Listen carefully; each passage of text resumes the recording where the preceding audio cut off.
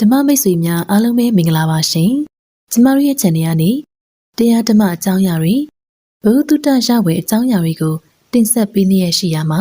ဒီနေ့မှာတော့ဉာဏ်ကြီးငူဆရာတော်ဥတုစနရဲ့ကိုယ်တွေ့ဖြစ်ရဆန်းဖြစ်တဲ့ဉာဏ်ကြီးငူဆရာတော်ဥတုစနနဲ့ထူးဆန်းတဲ့စပတ်ကြီးငွေဆိုတဲ့အကြောင်းအရာလေးကိုတင်ဆက်ပေးချင်ပါတယ်ရှင်။ကရင်ပြည်နယ်ကမာမောင်အရှိဘက်ကံတောကြီးမြမဲတန်လွင်မြေကမ်းပြီးဉာဏ်ကြီးငူဒေသမှာဆရာတော်ဥတုစနကယဟန်တရားများကိုကြိုးစားအားထုတ်ခဲ့ပါတယ်။မှန်ကန်သောစေတနာတရားနဲ့ဖြူစင်သောအကျင့်သီလဂုဏ်တို့ကြောင့်မြမပြည်အနှံ့ဂုဏ်သတင်းကျော်ခဲ့ပါတယ်။ဒီနေ့မှာစွန့်ခံရကအပြန်တပိတ်ကိုမြတ်စွာဘုရားရှင်ထံကပ်လူပြီးကမ္မထံတရားကိုထိုင်လျက်မှတ်နေလိုက်ပါတယ်။9 နာရီခန့်အချိန်ထုံးစံအတိုင်းငှက်ဖျားယောဂစတင်လာတော့တယ်။ကြာချိန်တန်ရင်ကြာသွားလိမ့်မယ်လို့မှတ်ယူပြီးမိမိကမ္မထံအာယုံကိုသာ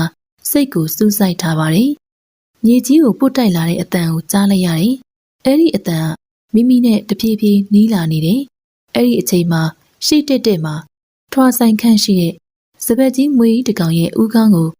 ရှာတစ်လင့်ထုတ်လျက်မြင်တွေ့လိုက်ရတယ်။မြင်နေသိတယ်ဆိုပြီးစက်မှတ်နေလိုက်ပါတယ်။အနှဲငယ်စိုးရိမ်စိတ်ဝင်မိပေမဲ့တရားဥသာဆက်လက်ရှုမှတ်နေခဲ့ပါတယ်။ငွေကြီးဟာတဖြည်းဖြည်းချင်းတွားသွားပြီးဆရာတော်ကိုစတင်ရစ်ပတ်နေတော့တယ်။ဆရာတော်ကိုတစ်ပတ်ပတ်လိုက်တယ်။အဲဒီနောက်နှစ်ပတ်သုံးပတ်စသဖြင့်စင့်ကာ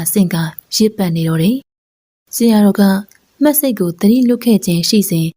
ငွေကြီးရဲ့ကြမ်းတမ်းတဲ့အရေးကွန်ရဲ့အထီးအတွေ့ကိုသိနေတယ်။ငွေကြီးကအားထည့်ပြီးရစ်ပတ်ထားခြင်းမျိုးမဟုတ်ဘဲနဲ့တင်းယုံလေးသာပတ်ထားခြင်းဖြစ်ပါတယ်။ထိတယ်သိတယ်ညစ်တယ်ဆိုပြီးသာစိတ်ကလိုက်မှတ်နေလိုက်ပါတယ်။ပကုံးစွန်းအထိရစ်ပြီးတော့ငွေကြီးကဆက်ပြီးမတက်တော့ဘူး။ပပြင်းထောင်ပြီးဆရာတော်ကိုအုပ်မိုးထားပါတယ်။စပက်ကြီးငွေတို့ကအယိုးတွေကြေသွားအောင်ရစ်ပတ်တက်တဲ့သဘောရှိတယ်။ပြီးရင်ဥကောင်းကစပြီးမျိုးချတက်ပါတယ်။အနှဲငယ်ထိတ်လန့်မိပါတယ်။မိမိခန္ဓာကိုယ်ကိုဘုရားရှင်ထံလှူထားပြီးဖြစ်ပြီးသိခြင်းလဲသိပါစေ။တရားအားထုတ်ရင်သိရတာမြတ်တယ်ဆိုပြီးနှလုံးသွင်းပြီးတော့ကြောက်စိတ်ကိုမောင်းထုတ်ပစ်လိုက်တယ်။နှွေးထွေးနေတဲ့မိမိခန္ဓာကိုယ်ကငှက်ဖျားယောဂရဲ့နှိပ်စက်မှုတန်းကြောင့်တုံရင်နေတော့တယ်။အဲဒီခါမွေကြီးက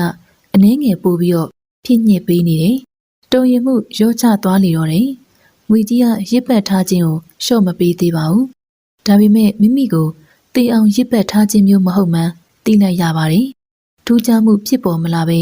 ဖြားနေစေပဲဖြစ်ပါတယ်။မိမိရဲ့ကမ္မထံတရားကိုလည်းဆက်လက်မှတ်နေစေပဲဖြစ်ပါတယ်